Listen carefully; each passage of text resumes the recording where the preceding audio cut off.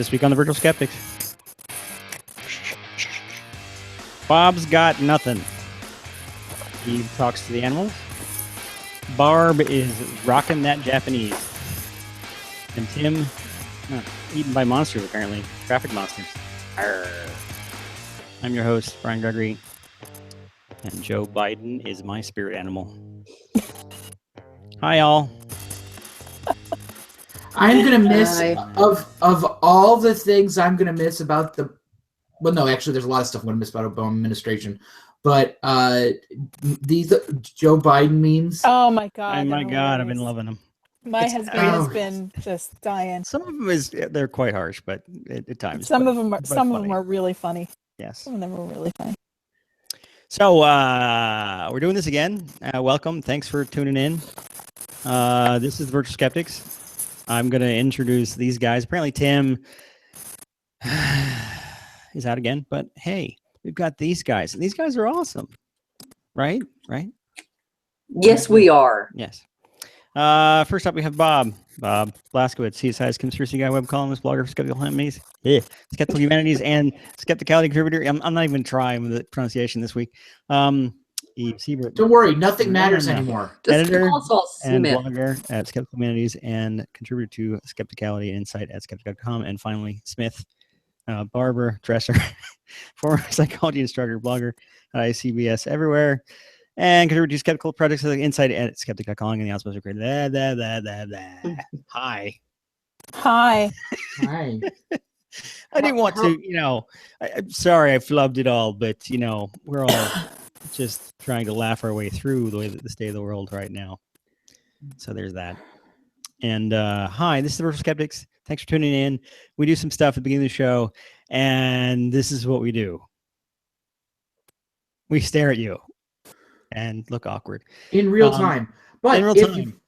If you watch this on virtualskeptics.com, we will stare at you forever. At least Bob will, apparently. So if you want to get involved in this shenanigans, you can in several ways. You can tweet with hashtag Virtual Skeptics. You can use the YouTube chat. Andrew says, yo. Hi, Andrew. And I think that's all we have now, since the Google Hangout thing is no more, and this is kind of a YouTube thing now, and they don't have the Q&A. But if you do any of those two things, we'll try to pay attention and work you in. We have a trivia question. Tim was thankfully he provided us a trivia question before he got eaten by traffic monsters or something. Who wants to read? Which is better than being eaten by wildfire. Eaten by wildfires. Yeah, that would be. Yeah. Which apparently they have in Atlanta now. Yeah, that's true. Maybe the traffic was related to the wildfires. I don't know. Eaten by Wildfires is my America cover band. No. Okay. No. Trivia question this week. No. I'm just gonna go ahead and read it since Tim's not here, and I'll try to read it in Tim's voice. No, I won't. The FTC, Federal Trade Commission, said this week they will regulate claims made for homeopathic products in the United States. Surprise. The FDA, the Food and Drug Administration, has left homeopathy alone because of the actions of what senator back in 1938? No, we're not going to wait for you. If you have an answer, you can tweet or YouTube chat, and we will give you credit because you're awesome. Also, a video behind me, but sorry, it's too late. Someone already guessed it. And moving right along. Way to go. Did they already get it? Yes, they already got it. So bang. Good. So you don't even have to watch the rest of the show, guys. Thanks. See ya. But you can if you want to. Yes. Who's first? Oh, Barbara's first this week, and I think she has some really rockin' awesome things to talk about. I just want to say rockin'. No? Ouch. Okay. Well, you can put up the first slide because yay! Actually Bob's find. He tweeted it at me, and I couldn't not talk about it. I'm actually talking about two things, but this is one of them. So this is a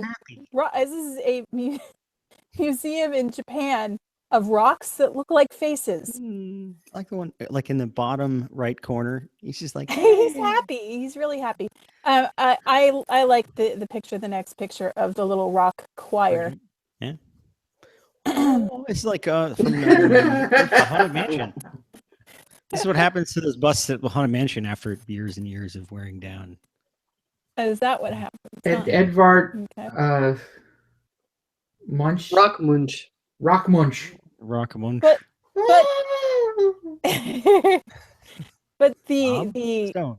Bob? the one that I really wanted to show is the next one, the Donald Trump rock. Oh my God! Not I would rather have that rock as president. It actually looks more like Alec Baldwin doing Donald Trump. It does. I was thinking it's got a Quasimodo-ish look to it because it does. The eyes aren't exactly. So does Donald Trump. Yeah. That's not a nice thing to say about Quasimodo. I know. Which is a nice segue to my real piece.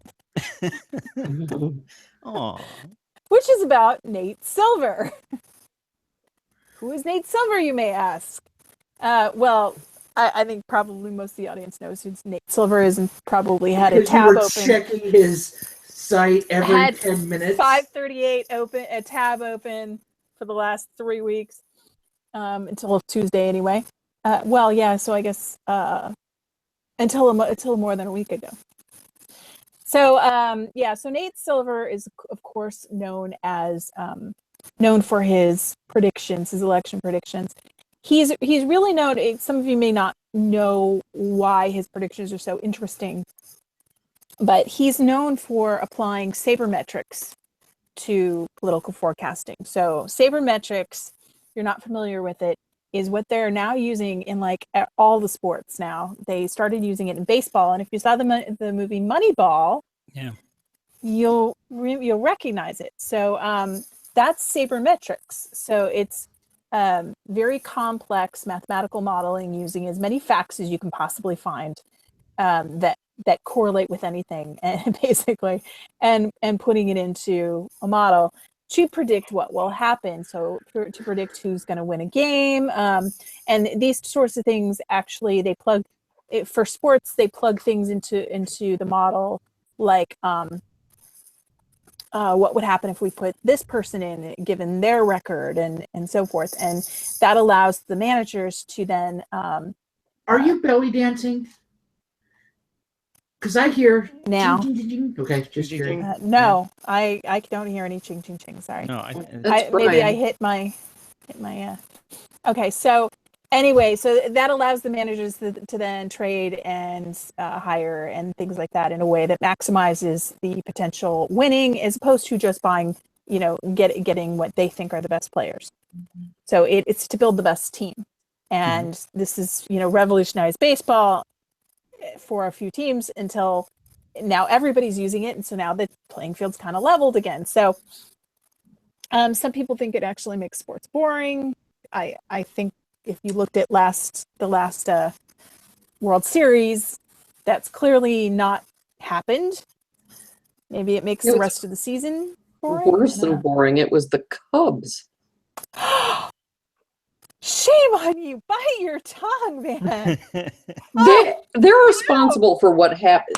The world is upside down. Also, down because St. Louis. Clearly, David Bowie held the universe together. That's what I think. Yep, David Bowie was definitely holding the universe together, and then it went to hell in a handbasket. So anyway, before the election happened, there were people that were bitching about Nate Silver. Not anybody I know, but some of the other forecasters. Because most of the other forecasters, pretty much all the other forecasters were predicting a Clinton win. But like they were giving her, I think the New York Times gave her the final model was 85% chance of winning, and that it was in the 90s before then, before the email thing. Then HuffPo gave their model, put her at 98%, and they stayed there. That was their final Yep. thing. Well, a few days before the election, this writer, Ryan Grimm at HuffPo, just bashed Silver. I mean, just bashed him. And a lot of people agreed. And what he was basically saying was that Silver is biased. And the evidence for him being biased is the fact that he only gave Clinton a 65% chance of winning at the point in time that this was written. I think the final prediction was about 71%, but at the time it was 65%. I think she got as low as 61% at one point, maybe even dipped below 60, because he was constantly updating the model. Does his model take into account the electoral college numbers and all that stuff too? Oh, yeah. It's a very complex model. What he does that's different from what everybody else does is what was Grimm's problem. What Nate Silver does is weight the polls based on their reliability, and he also takes into consideration, a lot of models actually take into consideration things like economic situations. There's one guy who actually picked Trump to win, and he has correctly chosen the last now 14 elections. Yeah. Based on something like 13 key points. And he just picks a winner. It's not a percentage point, he picks a winner. And he's been correct the last 14 times. So setting him aside, because that's a completely different way of doing things. This and a lot of his picks also is a lot of his key things are very subjective, so it's hard to objectively say whether he's, he'll say yes, they've met this key thing, or when that's debatable, those things are debatable. But anyway, he's not doing a complex model. What these models do is they take the polls and then they may weight the polls. They may add in economic factors, things like that, in order to come up with a percentage point. Nate Silver considers economic factors. He considers all sorts of things that weigh into this thing, the incumbent, that sort of thing, and the polls. And then he weights the individual polls based on their reliability. And he also takes into consideration the geographic location of where the state. So the states are interdependent. And that's one thing that a lot of models don't consider. Most models don't consider is how the states are interdependent. So they only consider the polls within each state. So it's that weighting that Grimm was taking issue with. He was saying that the reason that that Nate Silver's model is so different from everybody else's is because he uses subjective weighting. And he uses subjective weighting that favored Trump. So he was basically saying that Nate Silver was biased, and that's why he did this. Now, Nate Silver fought back and said, excuse me, we do this because there's a basis for it empirically, because empirically it works, and this is why we do it. There's nothing subjective about it. But that's not even what I really wanted to talk about. What I really wanted to talk about was some of the things that he said in his post that actually made me wonder if Grimm even understands this stuff, because it sounded very much like some things that a layperson would say, and it sounds like some things that actually were said by lay people after the election. One of the things that he said, or one of the last things that he said, the last couple of paragraphs are, we will have to wait and see what happens. Maybe Nate Silver will be right come election day. Trump will win Florida and we'll all be in for a very long night. If our forecast will be right, she'll win nationally by 5 or 6, and we can all turn in early.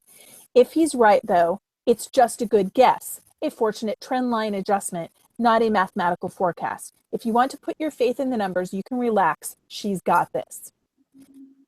Okay, so first he says, we'll wait and see what happens. Waves of nausea, Barb. I'm feeling waves of nausea. I'm so sorry to bring up these bad memories. Try to focus in on just the facts here and not what actually happened. But the first thing that he says, we'll have to wait and see what happens. Maybe Silver will be right, or maybe we'll be right. We don't know who's right based on what happened. Even if what he said happened, that she'd win nationally by 5 or 6, even if we knew even if that had happened, we wouldn't know what was right. Trump winning Florida doesn't mean that Nate Silver was right. It doesn't mean that the HuffPo was wrong. That's not what it means. Now, looking at things as a whole, we can say who was closer, and guess who was closer? Nate Silver. But we can't say that one is right or wrong, and here's why. Nate Silver's model said that Trump had a 35% chance of winning, and Clinton had a 65% chance of winning. Even the HuffPo model said Clinton had a 98% chance of winning, and Trump had a 2% chance of winning. So this is like saying, okay, this is sort of like saying, if I roll a die, I have a 1 in 6 chance of rolling a 1, and a 5 in 6 chance of not rolling a 1. And I roll that die and I get a 1. Was the model wrong? No. Good, Eve. Good. It was rhetorical, but whatever. It was not rhetorical, really. I wanted you to think about it. I wanted you to think about whether or not it was wrong, because in this case, it makes sense. You understand that it makes sense because that model is static. It is something that we didn't make up. It is something that is actually exactly the way it's supposed to be. An unbiased die is supposed to have a 1 in 6 chance of any given number. And so you can wrap your brain around why, well, the model's not wrong. You just rolled a 1. It's just what happened. These are the same kinds of things. This model is the same sort of thing. It tells you the odds of something happening. So when whatever happens, doesn't prove the model right or wrong, sort of. It's not a matter of right or wrong, of who was right or who was wrong. And that's what really got me about Grimm, because he says that 3 times in this piece. He says something about we'll find out who's right and we'll find out who's wrong. Well, no, we won't. We will find out who did better. And he was wrong because he said, she's got this. You can relax. And because he said a few other things that were just kind of blatantly wrong. And he said, the other thing that got me was that he said, if he's right, though, it was just a good guess. So if Clinton wins, then I was right. And if Trump wins Florida, then he wasn't right. It was just a good guess. So there's that hedging too, which is just, that's a self-serving bias. Other people are wrong, and I made a mistake. Or if they're right, then they just guessed, and So after, just so that I get this straight, what you're getting at is that because these are prediction models, because they're probabilities, I guess. They're probabilities. It's you can have a prediction model that says, okay, this person is going to win, but nobody said. Well, he said Clinton's going to win. But the models that give you a percentage, they don't tell you who's going to win. They tell you the probability of so and so winning. Yeah. And that's why people after the election were so pissed off at people like Nate Silver. They were pissed off at Silver because Silver's model was the one that everybody was watching. But Silver came closer than anybody else. I mean, he gave the largest proportion of the major, what are called meta pollsters, people who poll polls. He gave Clinton the biggest probability of all of the major ones that anybody was paying any attention to. But people also tend to think of, okay, well, she's got a 70% chance of winning. That means she's going to win. That doesn't mean she's going to win. And that's, you look at something like, we do the same thing with weather. Okay. When the weatherman says there's, a 90% chance of rain, we think we're going to have a downpour. This is something that Ani actually pointed out. And Yeah. when it says there's a 10% chance of rain, we think there's going to be drizzle. That's not what it means. It means there's a 10% chance that it will rain. It could be drizzle, it could be a downpour, but there's only a 10% chance as opposed to a 90% chance.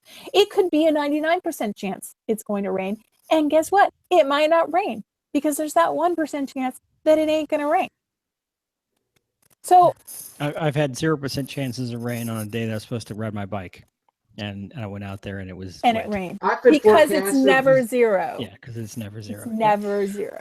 I've had a forecast where they said the rain had stopped and It was it was raining Yeah.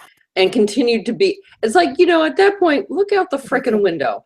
But okay, that's Yeah. not percentages. That's not probability. The point is we're talking about probabilities, which Yeah. Right. which is not the same thing as confidence in an event, I guess. I guess it's a It little is. different. It is confidence in an event, but it's a proportion. It's a proportional confidence. It is Yeah. confidence. It's not. It's not a picking a winner. It is telling you the probability that X is going to happen.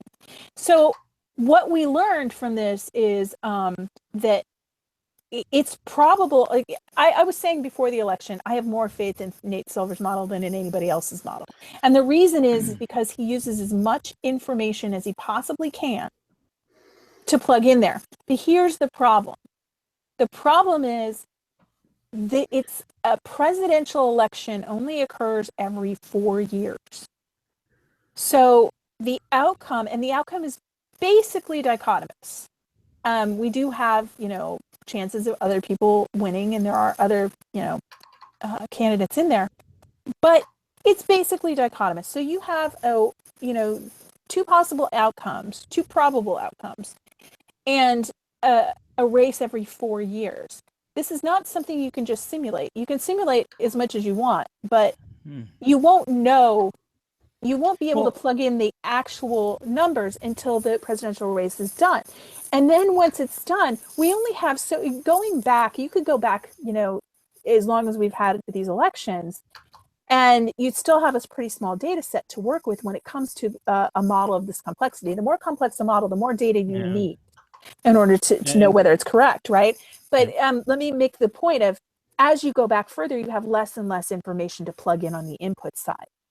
And so the model itself, what you have to do is fill in the missing information. And filling in the missing information, we can do pretty well. We can use bootstrapping techniques and all sorts of things to fill in missing information and draw a pretty good curve. But the further back you go, the less raw data you have. And the less raw data you're using, the less reliable the numbers are going to be. So we're actually working with a very complex model and not enough information to do it as accurately as we should be able to. So a presidential election, nobody should be able to predict it with a strong confidence. And his model is empirically the best one that we have. So what were you going to say, Brian? No, just, so you can't really tell if the model is a good model except for its track record. Right. And even then, it could have flaws that will eventually show themselves. But yeah, and I don't even, for me, I don't even understand how they take into account all the variables. I mean, there's so many things. Like one of the issues that were brought up all regression was all regression. What, say again? It's all regression. It's all Regression. multiple regression stuff. So I've got a repeated question because someone who in the chat room, Hardender is the way his handle is read, who's very passionate about this issue, and I'll at least let him ask one question. And the one is he's trying to determine how do you falsify one of these models? How do you determine if a model is bad? There you go, Bob. Well, that was my point. Is if you're thinking of in terms of falsification, you're not really thinking of it the right way. It's not a matter of rejecting or accepting. What we do when we model is we try to create the best model. So you improve the model. So you simply keep tweaking the numbers until you maximize the prediction of it. So what they'll do with a model is you take the data that you have and try to predict. You may have the data, okay? So you tweak the numbers using the data you have until they fit the best, until you get the best fit. So until the model can predict the missing. So Like if you take a piece of data out, you should be able to fill that piece of data in as accurately as possible, right? So Okay. so that's sort of how the mathematics work. Is that how you validate your model? Is that you see how well Sort of. We don't validate our models; we fit the models. So Ooh, you fancy fitting, yeah. you create the best fit, and the best fit is then what you use. And as you get more data, you can then tweak it some more to So make they sure that change it it. fits. Which They it change- feels to me a little It like changes as new information comes in, and that's exactly what science does. As we get more information, we tweak our theories. So in a very real sense, a model is just like a theory. So it's not a matter of falsifying it so much as it is changing it and making it better. So when we're comparing two different models, the one that fits the best is the one that we accept.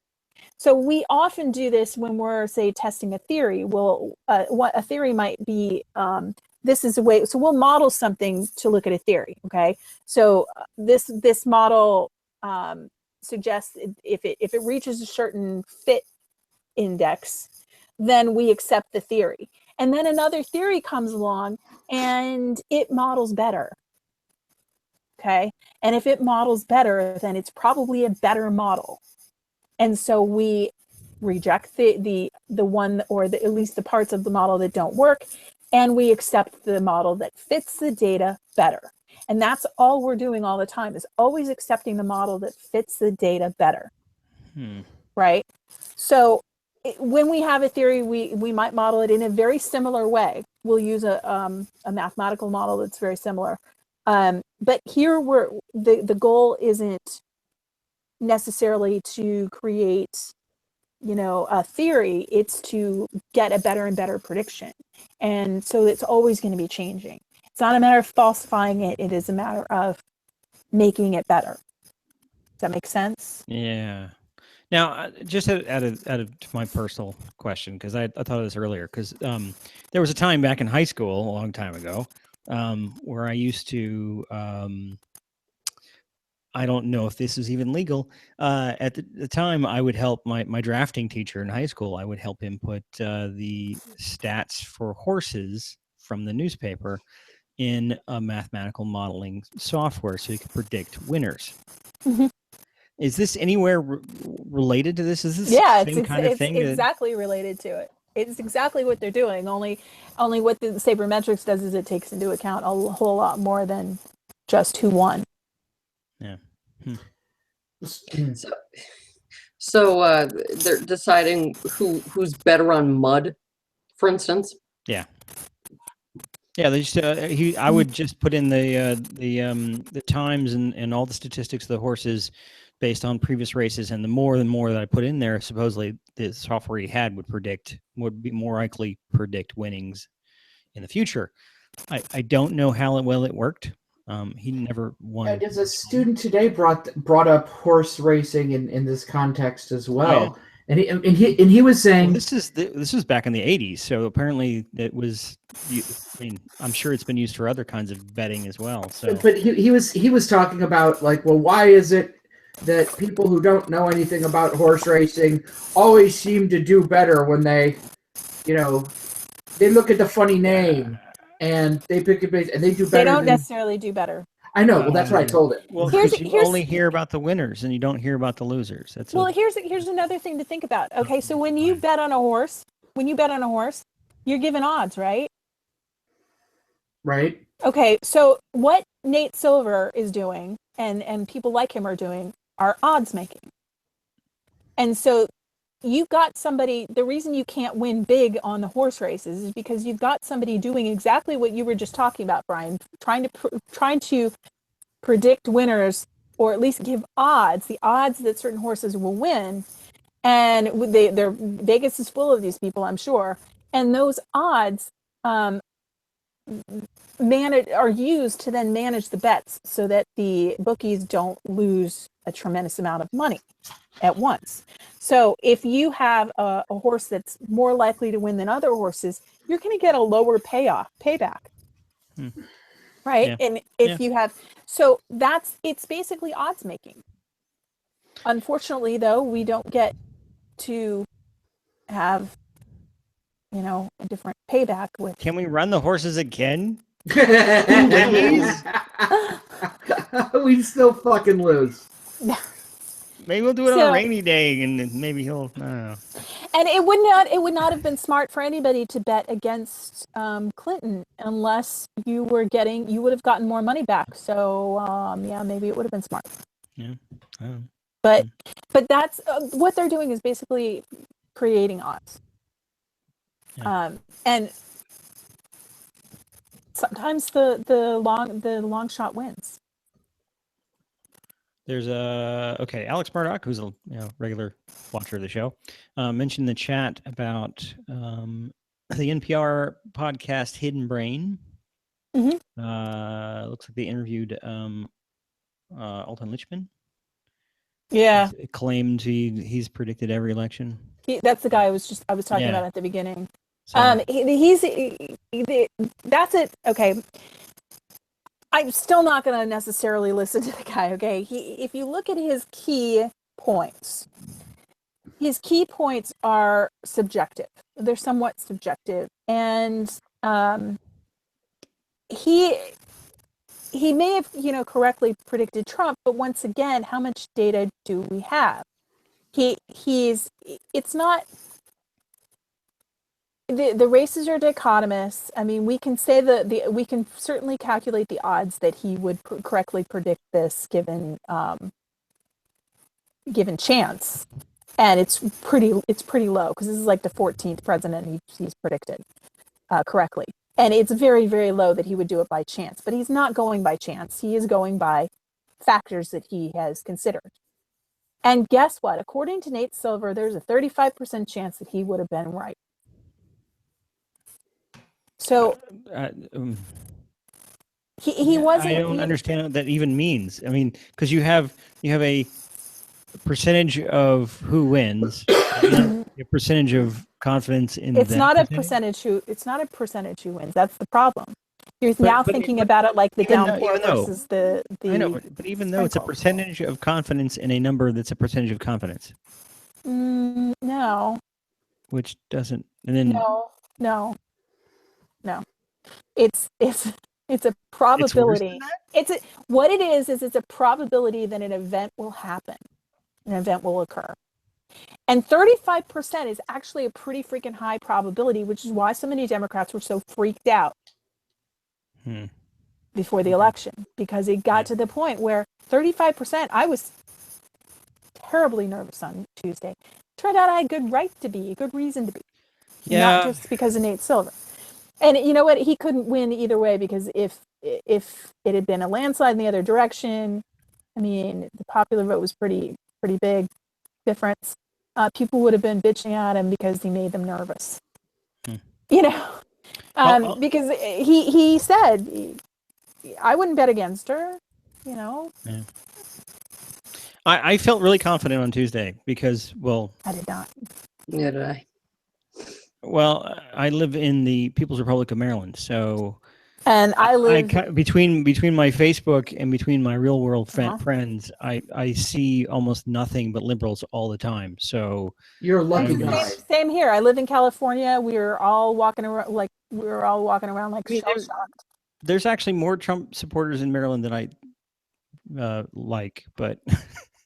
but yeah, we're a very democratic, very liberal state, and my Facebook feed was just as.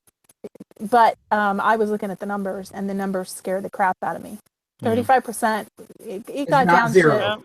It got down to 59 to 41 at one point, or at least 40. It was very scary, and yes, not zero. And to me, I feel like I've been living in a cartoon all year. Yeah. It's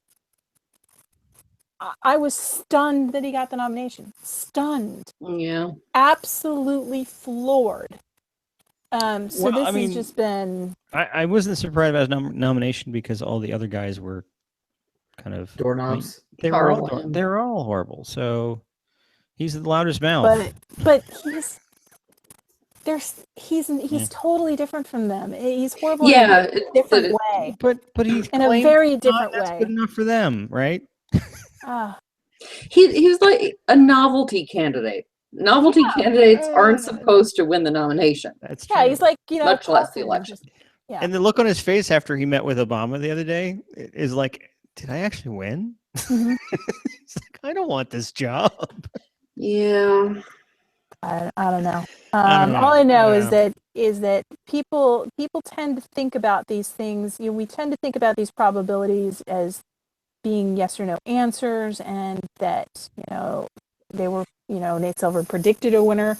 He didn't. He Yeah. gave you probabilities, and as far as whether or not the model is good or bad, it's clear that Nate Silver was much closer than everybody else. It's clear that the polls were wrong.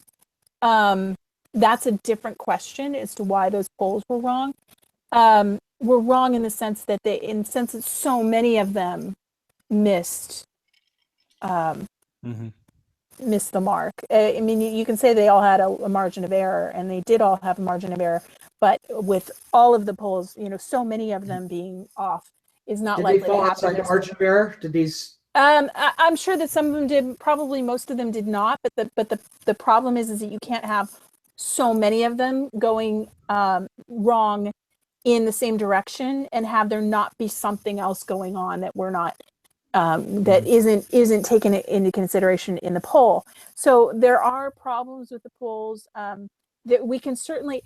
The big thing that people were really saying about this after the election, anyway, was how useful is this information? And there were people even before the election. I remember Ed Clint was complaining that these things are useless, and in some ways they are problematic, and they do they probably do change voting behavior.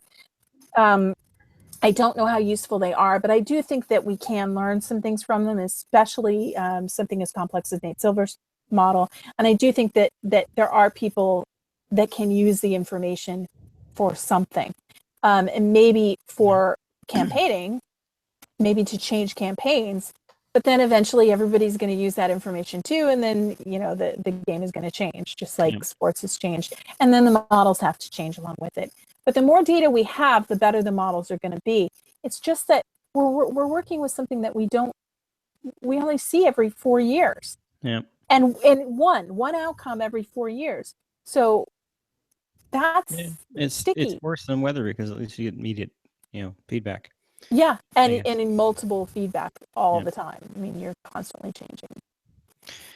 Yeah, and then there's a whole other. I mean, as far as elections are concerned, there's a whole other side issue of all this talk about the prediction models ahead of time affects voter turnout. Behavior. Yeah, it does affect voting turnout, and that can make it problematic. It can change, who comes out and votes and so forth. So may have been an issue in this time. Who knows? I don't. Thanks, Barb. That was interesting. Great conversation. Good to hear from guys watching the show as well. Sorry to depress you, Bob. Didn't mean to. I was hoping because we weren't actually talking about the outcome that we would. No, the outcome is a all-pervasive stench that envelops my life. Yes, stop talking. Yes. Because he will just smell keep it from talking. here. I am 3 states away, and I smell it. Next up, we have Eve, and this is going to be fun because. Well, I've quite similar hard-hitting story to Barb. That's true. Because apparently there was some sort of election last week. Before tonight, you might not have heard of it because for some reason there was hardly any news coverage the last several years. And the results of the election left many surprised, dumbstruck, gobsmacked, stunned, horrified, flabbergasted, astounded, overwhelmed, and obviously doomed.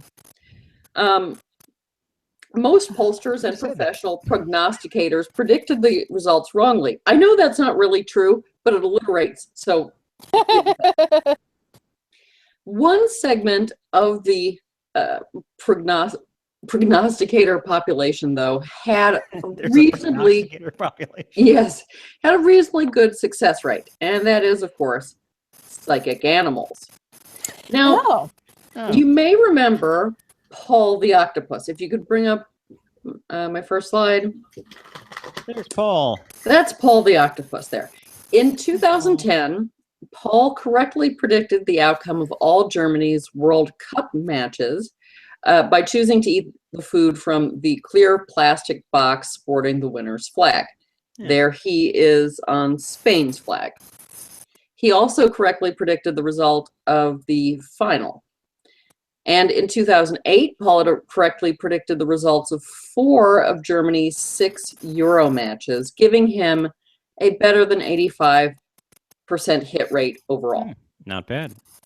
Yes. In 2010, when Paul predicted Germany would beat Argentina, an Argentine chef posted an octopus recipe on Facebook. And then when Paul predicted that Germany would lose to Spain, as you see there, in the semifinal, he was subjected to numerous death threats and serving suggestions. In addition, then President of Iran, Mahmoud Ahmadinejad, called Paul a symbol of decadence and decay and accused him of spreading Western propaganda and superstition. What? To be fair, he's batshit crazy. Now, Barb could probably explain that a surprising run of correct predictions isn't really all that surprising. It's kind of like correctly guessing the results of a coin toss. Someone's bound to have a run. Coin toss? A coin toss, yes. Bob, or chef. A coin toss. No, coin is a real thing. It's a foundational myth of Ireland. Thanks for that. No problem. I'm Bob Blaskowitz, your guide to the world of knowledge. Someone's bound to have a run of correct predictions from time to time. In addition, some have suggested other factors may have been involved, such as a preference for certain flag designs. In other words, it's just remotely possible that Paul was not psychic. Meanwhile, Leon the porcupine, Petty the pygmy hippopotamus, and Anton the tamarin all made incorrect World Cup predictions in 2010, and astrologer assistant Mani the parakeet correctly predicted the outcomes of all the quarterfinal matches and the semifinal between Germany and Spain, but incorrectly predicted results of the Netherlands-Uruguay semifinal and the final. Can I point out that this sounds, I mean, do we know if these predictions were more reliable than claimed psychics? Not a clue. Because it'd be interesting. It sounds like the animals do a better job to me, but yeah, we need numbers. Paul sadly died in October of 2010. Oh, poor Paul. But then in 2014 he was immortalized in Google Doodles during the World Cup with a halo and everything. However, since then there have been plenty of animals waiting to fill his numerous but metaphorical shoes. There you go. Some stories have said that the majority of psychic animals predicted Donald Trump as the winner of the election. But I think that may just be the Electoral College of psychic animals. We don't yet have a full tally of the popular psychic animal vote. Or to put it another way, different stories highlight different animals. And overall, from what I've seen, there's a fairly even distribution, which is probably what one would expect. Still, the psychic animals are way ahead of the non-psychic humans. So basically, I'm going to devote the rest of my segment to cute and or amusing pictures of animals just to make us feel better. Great. So first, the first one for this election is a Chinese monkey, as you see there, snogging a cardboard cutout of Trump. Of course, it's possible he was trying to rip Trump's face off, or that he thought Trump's face was a delicious orange. I should also note, though you just see him trying, God knows, there were actually bananas involved. Are you sure it's not Trump just running up and kissing it because he can't help himself? That's Pretty likely. sure, because it's pretty sure. cardboard. Yeah. Meanwhile, if you can bring up the next slide, Boots, a tam-wearing Scottish goat who correctly predicted the Brexit vote, chose Clinton. And what a face. Dogs at a dog park in Cleveland were offered Trump or Clinton-shaped chew toys. A majority chose Trump. The next slide shows Does that his mean chew that toy. does that mean they were predicting him to win, or just That's what the like to story chew on said, them, yes. apparently. or voting by destroying the candidate they didn't want? No, well, some of these questions are, I think, pertinent, but they and again, this was published before the election, so they were saying they chose Wait, Trump. And again, we know the answer. We know the answer. If they chose Trump more, then they were voting for Trump because Yes. he won. So yeah. the explanation comes Yeah. with the outcome. What? There you go. But So, the story saying they chose Trump were before the election results. So Okay. So they were just making shit up. yeah. And in some cases, Shocking. they actually seem to be putting a treat in the lap of the dolls. But so some of them just went to that treat first. But some of them were playing with the toy in the video. However, I would point out that the Clinton toy doesn't actually have fuzzy hair as a separate material. There was a Bernie Sanders doll as well, though he wasn't a choice, but he also had fuzzy hair. We know what that's called, right? It's a confound. There you go. On the other paw, if you can bring up the next slide, Mystic dog's Mabel. It's a callback to our dog experiment. Yes. Remember? Is described in her video as, quote, the worst mystic in the world, chose a Clinton tennis ball, picked it up out of a little heart-shaped pool. A hog designated as Trump beat a Clinton pig in a race in Arkansas. Oh. Not yet. Similarly, researchers at Nova Southeastern University's Helmholtz College of Natural Sciences and Oceanography designated Mako sharks fitted with tracking devices as Trump shark and Clinton shark, and over a specified period of time, Trump shark covered 652 miles to Clinton shark's 510 miles. Okay. Yeah. 2 parrots pecked and played tug of war with a piece of paper with Clinton's name on it. And at a Russian zoo, Felix the polar bear, seen here, chose Trump. But the next slide, Unona, the tiger, chose Clinton. Possibly voting along gender lines there, I'm not sure. Also, I can't believe the zoo passed up the chance to carve Trump's face onto an orange pumpkin. Yeah. What's wrong with them? That was my thought too. Yeah. And some animals a flattering picture there. I mean, that's really for both of them actually. Some animals though lodged a protest vote for a third-party candidate. For instance, Cass the cat, if you bring up her slide, chose Dwayne "The Rock" Johnson. Yes, of course. Yeah. So, what does all this mean? It means Bernie would have won with the dogs. It means why didn't Dwayne Johnson run? Yeah. So it means not a damn thing. I should perhaps note that most of the people who set up these predictions aren't actually claiming psychic ability for the animals. It was just a bit of fun. There are exceptions, though.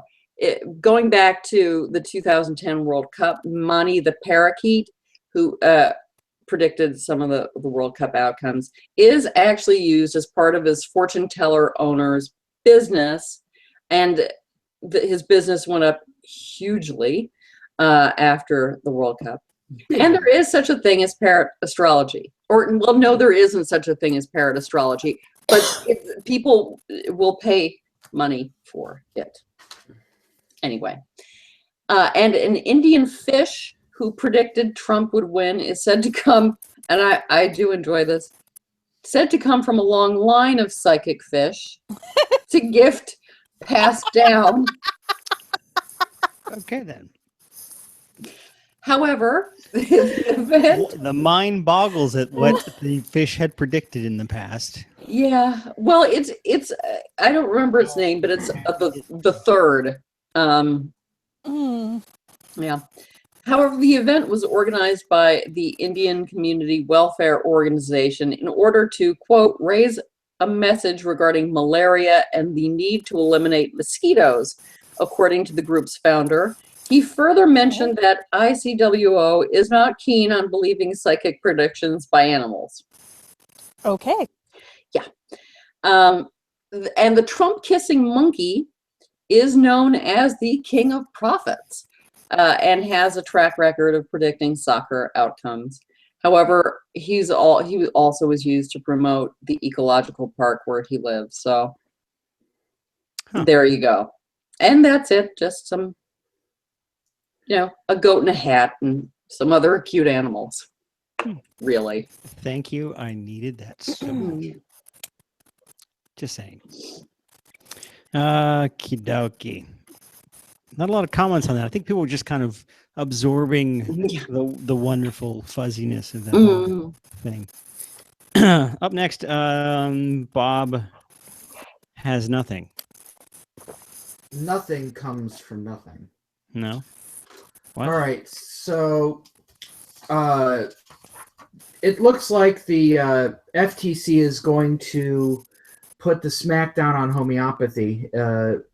This is new. Homeopathy is a gently regulated pharmaceutical product. It's kind of it enjoys some of the benefits of being classified as a drug, but not really.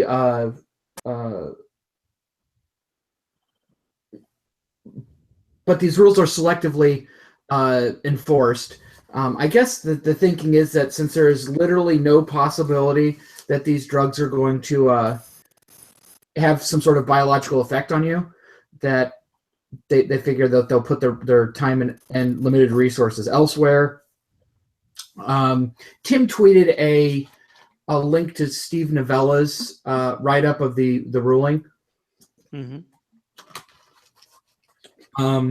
over on the Science-Based Medicine blog, and they released a statement that said in part. Let me read this for you.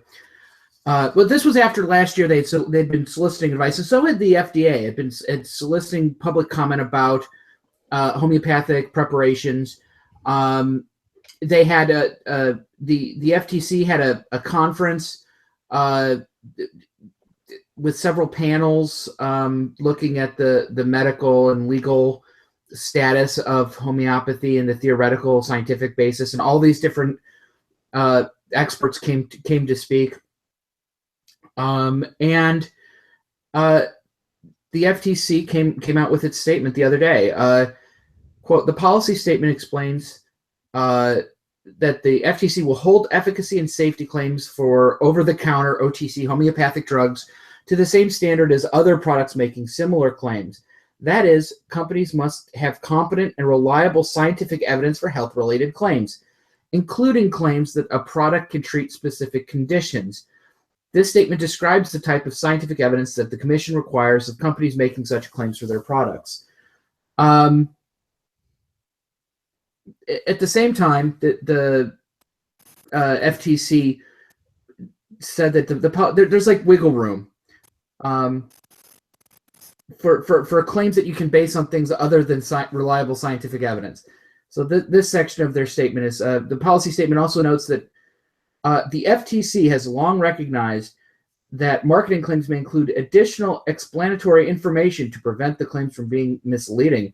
Accordingly, it recognizes that an over-the-counter homeopathic drug that is not substantiated by competent, reliable scientific evidence might not be deceptive if the advertisement or label where it appears effectively communicates that, one, there is no scientific evidence that the product works, And 2, the product's claims are based only on theories of homeopathy from the 1700s that are not accepted by most modern medical experts. And therein, that last little bit there bugs the shit out of me. It's that last clause. As Michael Weinberg pointed out, it still gives a little wiggle room for them to claim that some experts say that it works, which really pisses me off. I mean, it's like, it's so bad, as pseudoscience goes, that advocating for it is almost the equivalent of handing over your credentials. It's that bad. If homeopathy works, chemistry can't work. Regular pharmacology can't work if homeopathy works. So I find that very frustrating. Also mentioned in the report was that a number of our friends from around the skeptical community actually made their way into the report. Science-based medicine was in there. Sense About Science was in there. So they were mentioned as skeptical. I mean, they also had, executives from the companies that make this stuff, as well as comment from skeptical members of the public and from people who just love them some homeopathy. But it was a love it, and they did a study. That I thought, okay, so the FTC is really worried about the regulation of the advertisement. That's what they're worried about here. How do you not lie to people about these drugs? Well, they're classified as drugs, so dilute the truth rather a lot. So in the long, there's a 24-page. Should shake it up. You should shake them up. Dilute it some more. Yes. They released a homeopathic medicine and advertising workshop report from the FTC. Yeah. And they talked about a study that showed, hold on for one second. The disclaimers used in this study did not significantly reduce the misperception of human testing. After controlling for yay saying, the copy test showed that from 23 to 26 of respondents, and it was like some online study, exposed to product packaging with the statement, "This product has not been shown to relieve symptoms," still indicated that they believed the products had been tested on people in order to show their effectiveness. As did 26% of respondents exposed to the packaging with the statement, "The ingredients in this product have not been tested for effectiveness."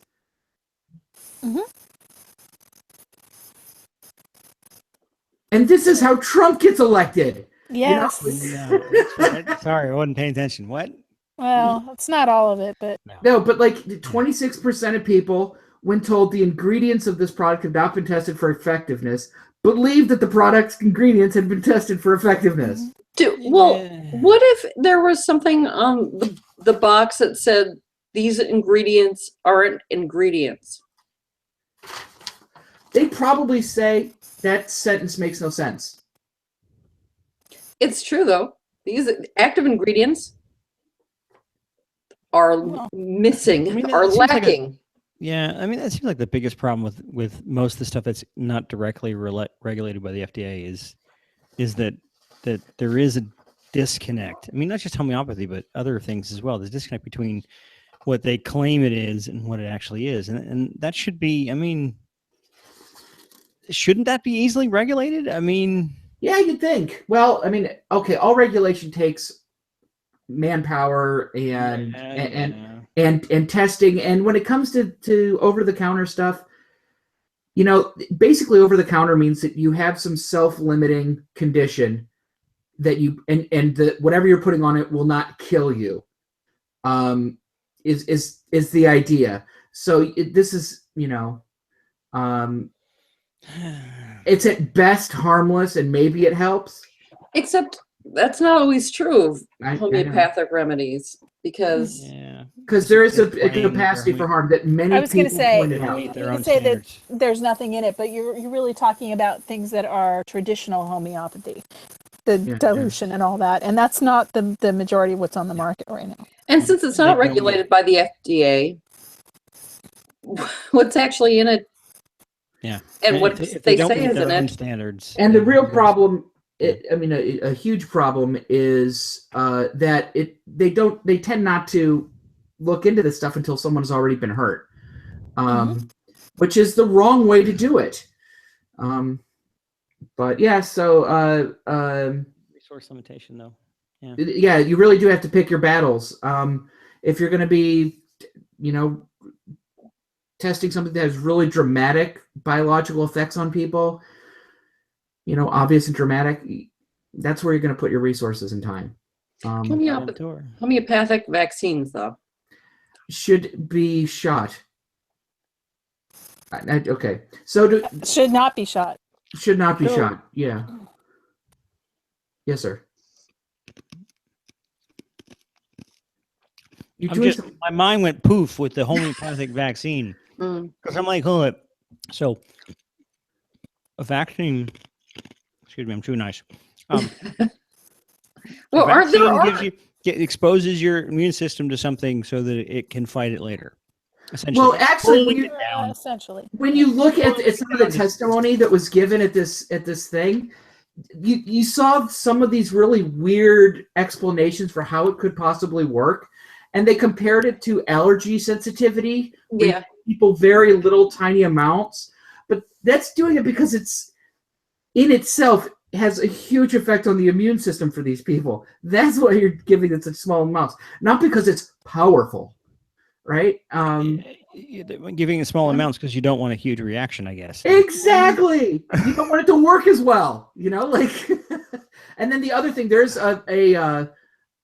some drugs that once you hit a certain threshold of dose, that the effects change. And that is, they said, Most drugs. yeah. So they say, well, this effect explains why homeopathy works at such small doses, which no, that's not how it goes. So yeah, it's what they wanted. Their conclusion is that you can advertise and say that there is no evidence for this, and it's only based on traditions from the 1700s, which is stronger than anything the FDA has done, to be honest. Yeah, it's better than nothing. Yeah, it's better. It's better than nothing. Which Actually, is homeopathy. No. it's nothing. It's nothing with a warning, But yeah, it's so that was the and so this is what we would call a rare skeptical win in this country, I think. Or skeptic win. Win. Literally no one would ever call it that, Eve. And you're kidding yourself if you think they would. You don't know skeptics like you think you do. Skeptic win. Skeptic win powers activate. Exactly. Form of an FDA regulator.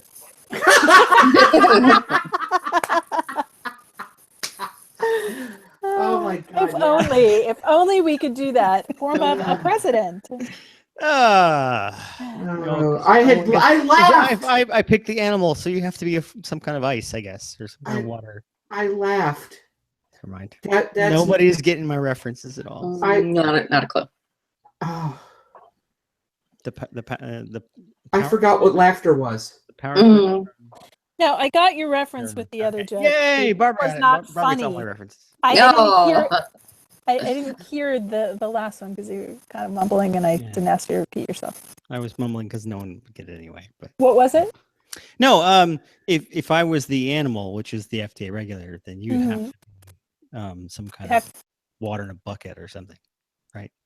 Because the one twin could always be animals, the other twin could be some kind of water-based has thing. to be some inanimate object. And it's usually all ice because that's the only thing you can practically make something out of is ice.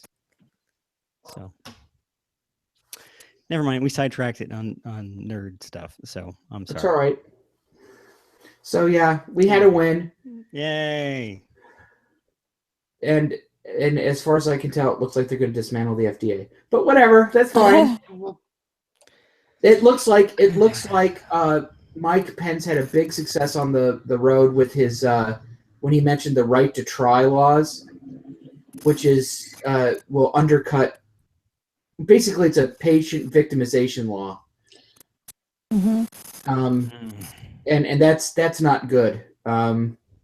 It takes people. Yeah, well, there are all sorts of problems with it that we could talk about On another show. Absolutely. Yeah. But for now, go with the TAM. And also, this is the only hope I have left for the world. And I posted this on Twitter a couple days ago, that on January 1st, we're going to get up. We're going to find David Bowie in the shower. And we'll find out that 2016 was all just a dream. Oh, I hope so. That's a possibility. And we'll all sing hallelujah.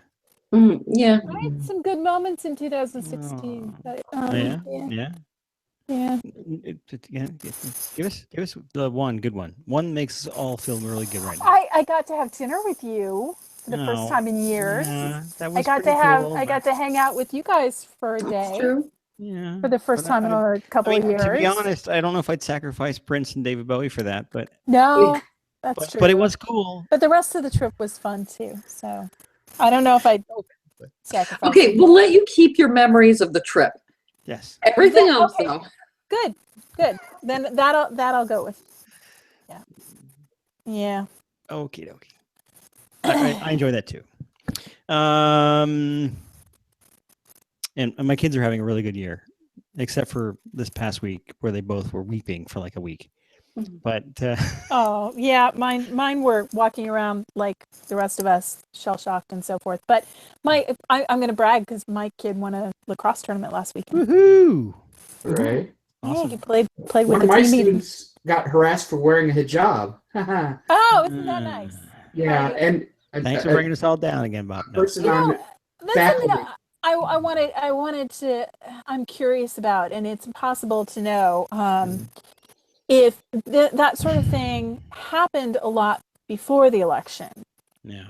Or if I'm sure that I know that there's more of it now, but Well, I'm pretty sure that we're sort of hearing about a lot of it now. I don't know. I mean, yeah. it seems No. There are numbers that are saying that hate crimes have at least doubled in most parts of even in California. In California, they've doubled. In California, that means something. Yeah. Yeah. And some of them have actually referred really directly to the election. A lot of them have referred directly to the election. And that happened after Brexit too in Britain. Yeah. A lot. The other, I was talking to a student of color the other day during office hours, and I said, and then look, all this stuff is happening, and she looked at me and she said, "This has always been happening," and you're just like, you're right. The brown people tried to warn us, like. This is when it finally penetrated our minds that this is happening rather a lot. It's the first time that I've seen something like this. It's like the police in 20 years. It's like all the police incidents that stuff has been happening for years as well, and it's finally we're reached consciousness. Yeah. So the one thing that we want to convey to students is that we're taking this seriously and that we're looking for ways to help them in any way that we can. And that's what I've been doing this last week at campus. And bitching on Facebook. And Twitter and actually. Real life. Yeah. Eve, I could bitch so much more at you, Eve. I am holding back. Mm-hmm. So okay. Well, the credits are rolling on my video behind me, so let's wrap the show up. Although this was quite a good discussion, and the interaction of people watching the show, awesome. Thank you. That makes our shows even better. Let's see. We got to wrap up a trivia question, and we don't have to wrap up the video because actually I think we've got a clean sweep this week. let me repeat the question from the beginning of the show. The FTC this is related to Bob's talk as well. The FTC Federal Trade Commission said this week they'll start regulating claims made for homeopathic products in the U.S. The FDA, Food and Drug Administration, has left homeopathy alone because of the actions of what senator back in 1938. Now, 1938 was over 200 years ago. Not quite. No, not quite 100 years ago. So, AD. I can't do the math in my head right now. But let's see here. Nathan Miller, who is a friend and a constant watcher of the show, an annoyance to all end. Oh my God, he's like a stalker. I know. Stop it with the brain slugs. No. Nathan's awesome. He answered before I even asked with the video behind me. It's a movie called Nine. It's a Tim Burton movie, I believe. It's one of my favorites. It's short, but it didn't really get a lot of attention, but I liked it. And he also got the trivia question. Well, it was the only one that seemed to have answered. And he answered close enough, in my opinion. His answer was somebody Copeland. Yeah. Royal. Yes, which I think was close enough. The actual answer is New York Senator Royal Copeland. Who was a homeopath. Yes, he was incorporated the homeopathic pharmacopoeia into the Food, Drug, and Cosmetic Act, which found the FDA after a really bad mass overdose or mass poisoning incident. Yeah. To be fair, Mark Price said Senator Dumbass, which I think possibly. I'll give him credit too. Because, I mean, so many people could fall under that umbrella, but this guy does. So, way to go, Mark Price, as well.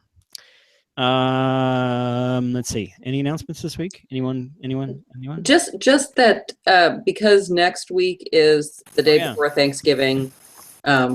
We can actually say a week in advance that we're not. We're giving you some warning that there won't be a show next week. Yeah, and instead, well, we were thinking about just waiting until the last minute and then just announcing it on Twitter like we normally do, but we're giving you a week's notice this time.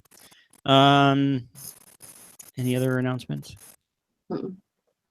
Tim still exists, as far as we know. He is a myth, as far as I know. He's out there somewhere. Yep. The myth, the man, the Tim. He's jogging somewhere. Yep. Some call him Tim. Tim. Then book time. Anybody got books? Book. Who's going first? You got to read it with an accent. Let's start with Bob. Go ahead.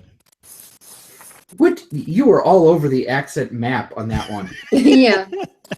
Yeah, it was a little hard to say. It was a little hard to figure out whether you said Barb or Bob. Mm. Could have been either. I make no. I don't know. Okay, so no apologies. When addressing a complex question covering more than one domain of thought, make each domain explicit. Does the question, for example, include an economic dimension? Does it include biological, sociological, cultural, political, ethical, psychological, religious, historical, or some other dimension? For each dimension of thinking inherent in the question, formulate questions that force you to consider complexities you may otherwise miss. I'm done with it now. That's a lot of dimensions there, Bob. Yeah. I'm going down the line. Eve. Mormo. This is the name of a monster in the beliefs of the population of ancient Rome. The Mormo, or Mormolice, possibly meaning Bane wolf or werewolf, was described as a monstrous female who had originally been a queen of the Laestrygonians and had been deprived of her children. The grief had turned her into a monster that abducted and took the children of others in revenge. She later became a sort of nursery bogey used by Roman mothers to threaten their children into good behavior. The Mormolites, as opposed to the Marmalites, which like mashed up cherries and strawberries. Go ahead, Barbara, you're next. Thank you for the pity laugh. Okay, well, that one was funny. The third pre-experimental design needed for our development of invalidating factors is the static group comparison. This is a design in which a group which has experienced X is compared with one which has not, for the purpose of establishing the effect of X. Instances of this kind of research include, for example, the comparison of school systems which require the bachelor's degree of teachers, the X, versus those which do not. The comparison of students in classes given speed reading training versus those not given it. The comparison of those who heard a certain TV program with those who did not, etc. In stark contrast to the true experiment design of design 6 below, there are in these design 3 instances no formal means of certifying that the groups would have been equivalent had it not been for the X. That darn X. Finally, around 9 o'clock that night, while Kate and Mitch were otherwise occupied back at the hotel, Darius had posted a long and extremely detailed description of the focus group and the get-together afterwards, and everyone went nuts again. People started nominating their favorite storylines for the past few years for screen adaptations. The time the drug gang hid heroin in the girls' suitcases when they flew back from Amsterdam, when Carol saved the homeless man's life who secretly turned out to be a millionaire, who secretly turned out to be a con artist. Eve's false pregnancy. What's your book, Bob? My book is The Thinker's Guide to the Art of Socratic Reasoning by Dr. Richard Paul and Dr. Linda Elder. Okay. From the Foundation for Critical Thinking. Curious. Eve? Giants, Monsters, and Dragons, an encyclopedia of folklore, legend, and myth by Carol Rose. I like the cover. I do too. Ooh. I was going to say that. Some huge pointy teeth. Yeah. Barbara? Experimental and Quasi-Experimental Designs for Research by Campbell and Stanley. It's an old one. What experiment were they working on exactly? Huh? When you were reading, the section you're reading about. Experimental and Quasi-Experimental. What particular? Oh, we were talking about the static group design. That means nothing to me. I was curious what exactly they were trying to. I got now. Yeah. we'll talk offline maybe. Mine was and I don't know if I did this before. This is a book called The Enthusiast by Josh Frulinger, which is a name you might know because I did his other book on here, which is Citation Needed. He did it's a comedy book about stuff that was in Wikipedia that clearly needs citations. I've met him. He's a friend of a friend, and he's living out in LA now, and this is his first attempt at a novel. And it's a very recent kind of story. It's about a woman whose job it is to be kind of that person online that builds attention to projects, like the viral marketing type stuff. And it's fiction, but it's interesting, and it's very kind of relevant to the way the internet works today. So there you go. And mine's apparently by the sticker on the front, it's an autographed copy. Nice. Bam. No.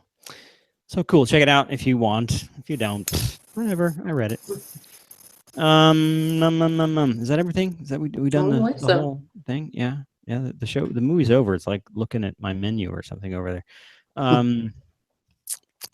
Thank you all for watching.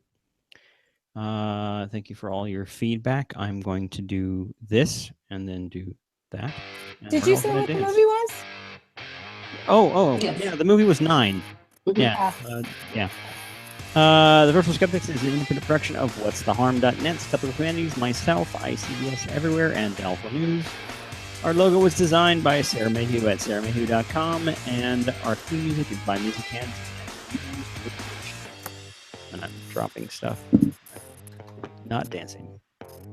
There. That's my pathetic dancing. Good night, everybody.